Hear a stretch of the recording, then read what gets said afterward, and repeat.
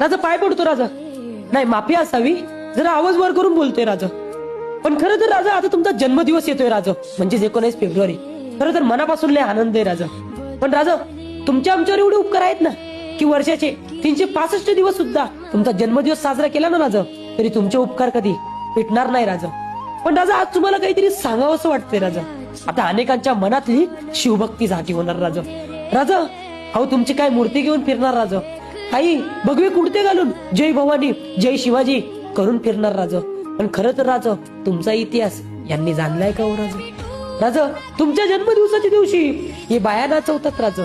राजा आपल्या गड किल्ल्यांना हे राजकारणी लोक फोडायला चाललेत राजा. राजा खरं तर तुमचा इतिहास जाणण्याची आणि जगण्याची या आत्ताच्या पिढीला खरंच खूप गरज आहे राजा. राजा आपलं शंभूराज, आता आपल्या शंभूराजांचा राज्याभिषेक झाला राजा.